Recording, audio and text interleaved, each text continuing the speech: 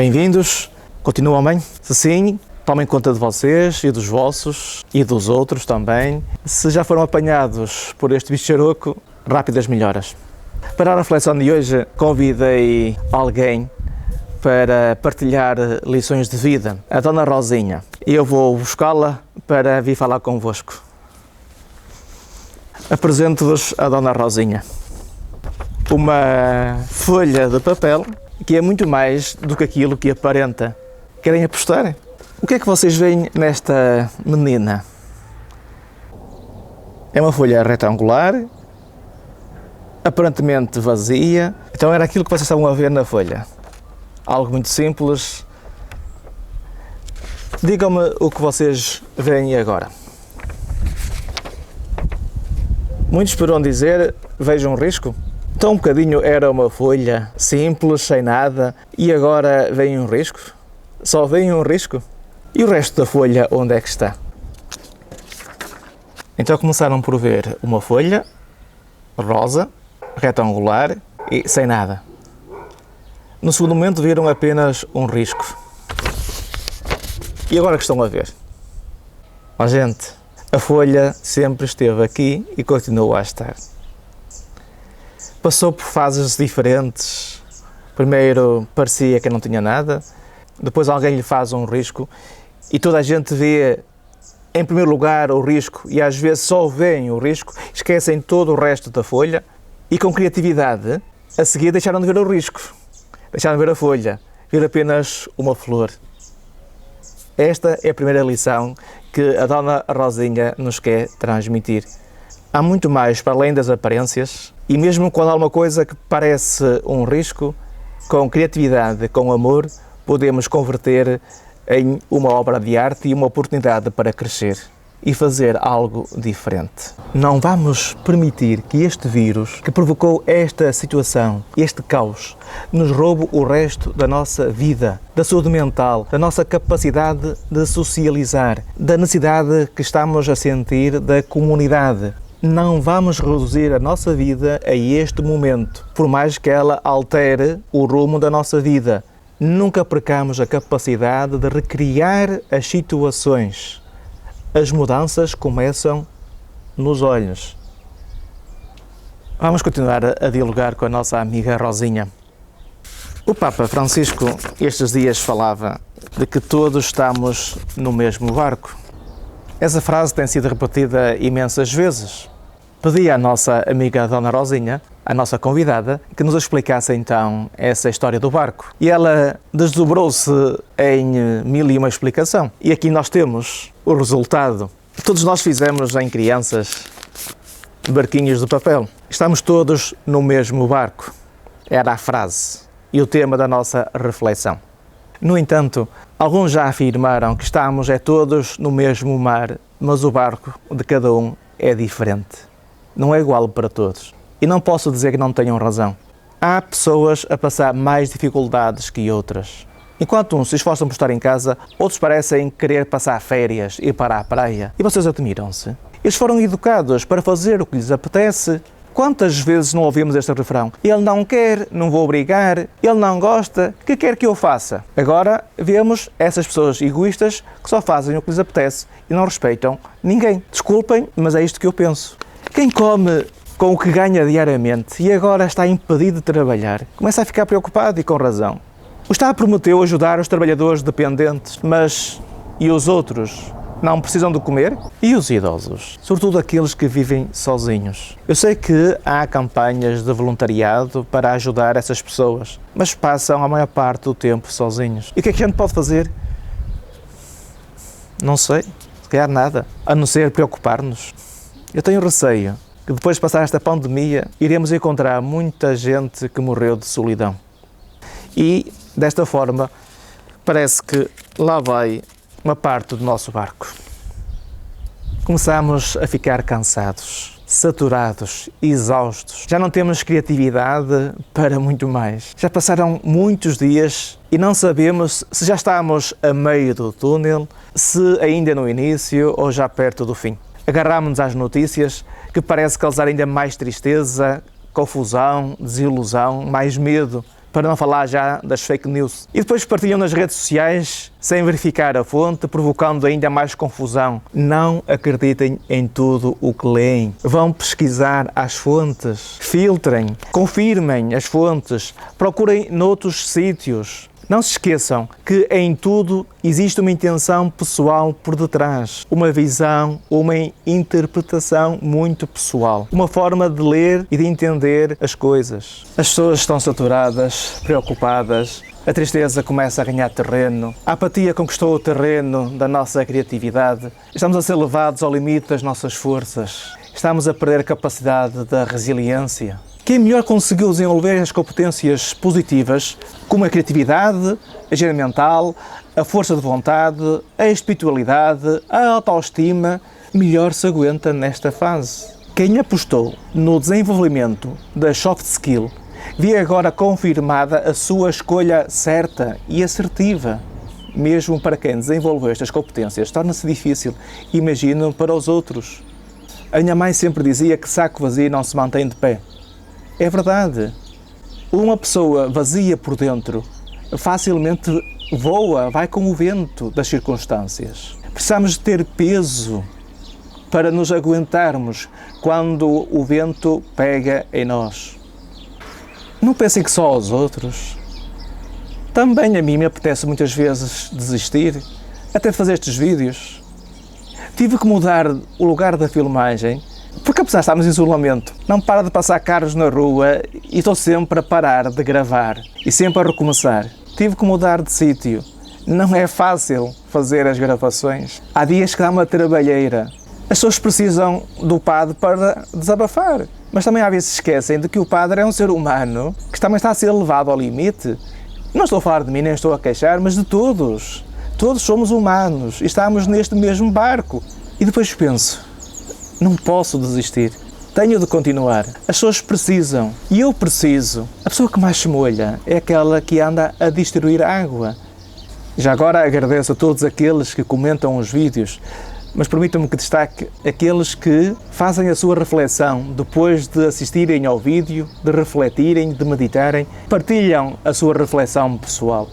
E lá foi a segunda quina do barco. Teremos ainda a salvação? Olhamos para o nosso barco e no estado em que está, perguntamos, haverá alguma coisa que se aproveite? Olhamos e vemos a vela que ainda está intacta. A vela aponta para cima, resta-nos olhar para o céu e pedir que venha de lá a solução dos nossos problemas.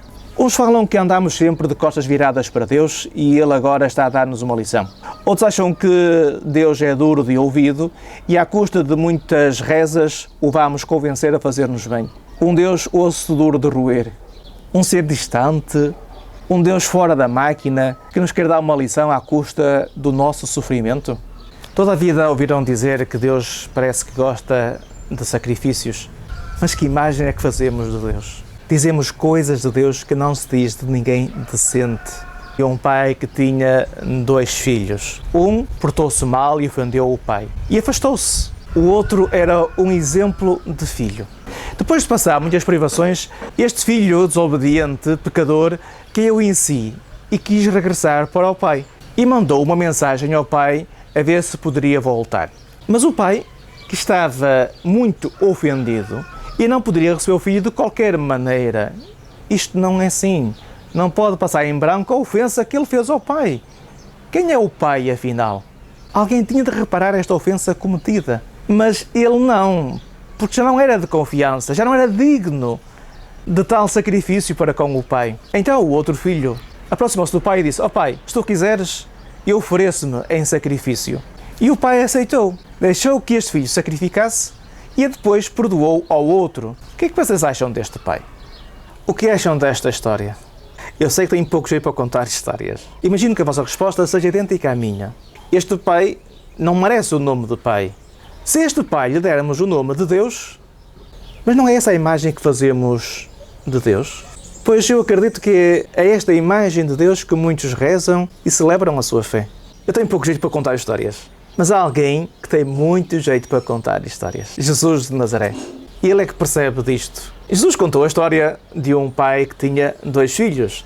E não preciso contar muito mais porque temos esta passagem do Evangelho muito bem memorizada e interiorizada. Jesus descreveu este pai num amor, compaixão, misericórdia incomensuráveis. Um pai que não se preocupa com a sua honra, mas corre a abraçar o filho, que cheirava a porco. E nós sabemos que para o povo judeu, um porco é um animal impuro e quem lhe tocar fica impuro. E este pai, ofendido na sua honra, na sua dignidade, vai abraçar, a correr, um filho impuro. O filho faz um esboço, uma tentativa de desculpas, olha para o pai não como um pai, mas como um patrão, e o pai não o deixa acabar a frase. A preocupação do pai é fazê-lo filho novamente, porque o rapaz já nem se sente como tal e faz logo uma festa. Deus não é perigoso. Podemos voltar uma e outra vez, porque o pai não se cansa de correr para nós, para nos dar aquele abraço, daqueles que nos derrubam se não nos fixarmos bem ao chão. A única coisa que importa é recuperar o filho, que apenas se sente servo e não mais filho. Um pai que usa o bálsamo da misericórdia nas feridas que a vida lhe causou, como consequência da sua opção fora do amor. Entreguemos-nos a este abraço, confiemos neste Pai, deixemos que Ele nos restaure daquilo que nos desumaniza, firmemo-nos no seu amor e no seu perdão, absolutamente gratuito e incondicional. Eu só acredito no Deus que se vê nas palavras e ações e gestos de Jesus de Nazaré. Olhemos para Jesus para saber como Deus é e como está a atuar em nosso favor. Porque anda por aí muitas imagens de Jesus que fazem dele um amuleto, a quem roubaram dimensões essenciais da sua vida e da sua personalidade. E agora, ficamos sem barco? Se vires por dentro, vais descobrir. Se vestires a camisola, isto é, se levares a vida, a fé, a sério, como Jesus levou a relação com Deus e a relação com os outros a sério, nós vamos conseguir. Descobrimos que Deus esteve sempre conosco no meio do sofrimento, no meio do medo, da inquietação. E na cruz não está apenas representado o sofrimento, mas também a fidelidade, a fé, a entrega, a esperança, a confiança, o amor. Com tudo isto que está a passar, vamos crescer, sair mais fortes, vencedores, a valorizar mais as coisas, os espaços, os tempos, as oportunidades e, acima de tudo, as pessoas que temos na nossa vida. E voltaremos a reunir-nos para celebrar a vida, a amizade, a fé, em contexto de comunidade.